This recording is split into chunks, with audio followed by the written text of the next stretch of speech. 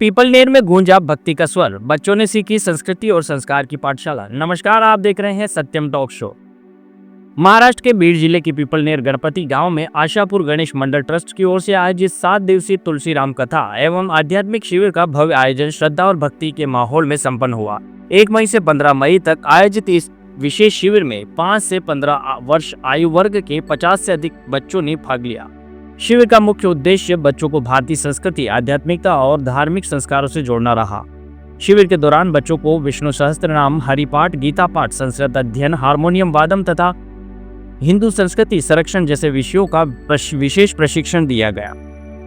प्रशिक्षण प्रसिद्ध संत योगेश महाराज आलंदीकर द्वारा दिया गया, जिन्होंने बच्चों को अध्यात्म और संस्कृति का महत्व समझाया। इस अवसर पर गांव की ओर से 100 से अधिक महिलाएं और युवतियां भी बड़ी संख्या में उपस्थित रही। महाराष्ट्र की प्रसिद्ध महिला कीर्तनकार हरि भक्त परायण कुमारी विजया मौली साबले नासिरकर ने 7 दिनों तक तुलसी रामायण कथा का रसपान कराया। कथा के दौरान हरि भक्त परायण कुमारी योगिता जाधव ने और कुमारी घालमे ने मधुर संगीत प्रस्तुत कर माहौल को भक्तिमय बना दिया। हर शाम 7 बजे से 10 बजे तक गणेश मंडली का आयोजन किया गया, जिसमें श्रद्धालुओं ने बढ़ चढ़कर भाग लिया। साथ ही हरि भक्त परायण केदार महाराज, नरवड़े नागेश महाराज जादव और श्री गौली महाराज ने बच्चों और श्रद्धालुओं को धार्मिक एवं आध्यात्मिक शिक्षा देकर समाज में संस्कारों का संदेश दिया। आशापुर गणेश मंडल ट्रस्ट द्वारा आयोजित यह शिविर क्षेत्र में संस्कृति और अध्यात्म के संरक्षण की दिशा में एक प्रेरणादायक पहल बनकर सामने आया है। कितीही विनवणी केली तरी उद्या कथा होईल का? नाही। म्हणून गेल्या 6 दिवसात जे श्रोते रोज येत आहेत त्यांनाही फायदा आहे, आणि जे 6 दिवस आले नाही पण आज आले, हजेरी त्यांनी लावली, त्यांनाही फायदा आहे। आणि म्हणून शबरी माता आश्रमामध्ये राघवेंद्र सरकाराची वाट बघतीये। राघवेंद्र सरकाराने माता शबरीला भेट दिली। शबरी मातेने काही बेर आणले होते, ते बेरही खाऊ घातले। लखनलालजीला राघवेंद्र सरकार आग्रह करतात की लखन तुम्ही खाले।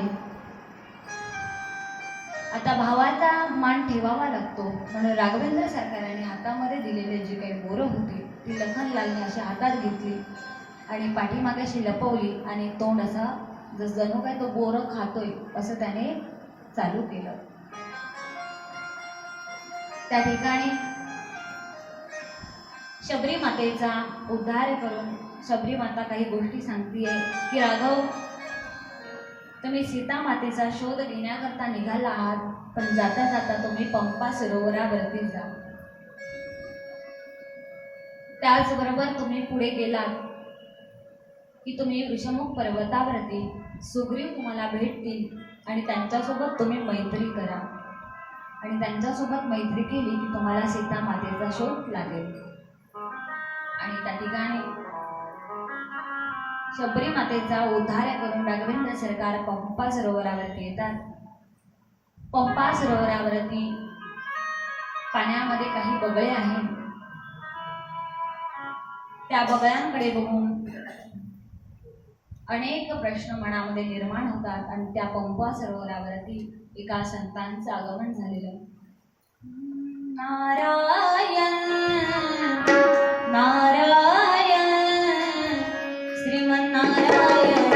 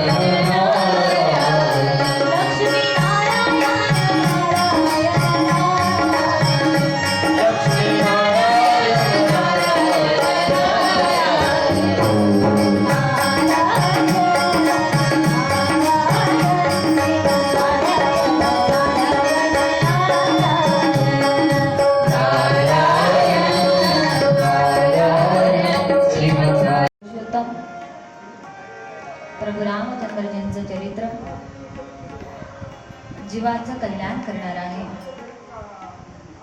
रामकथा संसारात तापलेल्या जीवाला शांती प्राप्त करून देणारी आहे. रामकथा जीवनातील दुःखाच्या वजाबाकीचं एकमेव साधन आहे. असे हे सुरस गोड अवित पवित्र श्रीराम कथा. आणि आज श्रीराम कथेचा 7वा दिवस. आजच्या या 7व्या दिवसामध्ये पदार्पण करत असताना गेले 6 दिवस आम्ही कथा श्रवण करत आहोत. काल आपण भरपूर असा मोठा कथाभाग श्रवण केलेला आहे आणि आपण शेवटी शबरी मातेची आणि राघवेंद्र सरकारांची भेट घालून दिली आणि त्या ठिकाणी आपण कथा विश्राम केली होती. आता त्या कथेला स्पर्श करून आता आपल्याला खूप मोठा पल्ला गाठायचा आहे. जशी जशी गणराया तुम्हाला आणि मला बुद्धी देतील तसं तसं आपण कथा श्रवण करणार आहोत. आणि उरलेल्या एक तास 1.25 तासामध्ये जेवढा आपल्याला कथाभाग श्रवण करता येईल किंवा मला सांगण्याचा जेवढं जमेल मी तेवढं सांगण्याचा परिपूर्णपणे प्रयत्न करणार आहे. त्यामुळे फक्त आणि फक्त 1 तास ते 1.25 तास तुम्ही सर्वांगाचे कान करून कथा श्रवण करा. कारण आजचाच दिवस आहे. उद्या तुम्ही मला कितीही म्हटलात की माऊली आज आम्ही शांत बसतो, गेल्या 7 दिवसात आम्ही नाही कथा नीट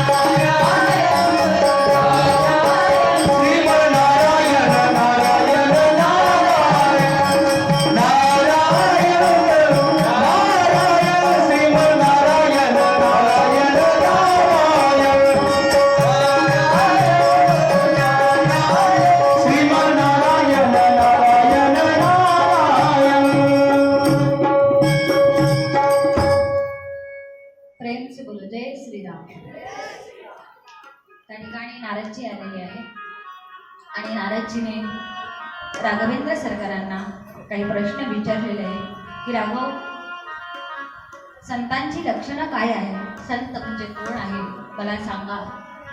संत कसे दिसतात? संतांना ओळखायचं कसं? आणि त्या ठिकाणी नारदजींच्या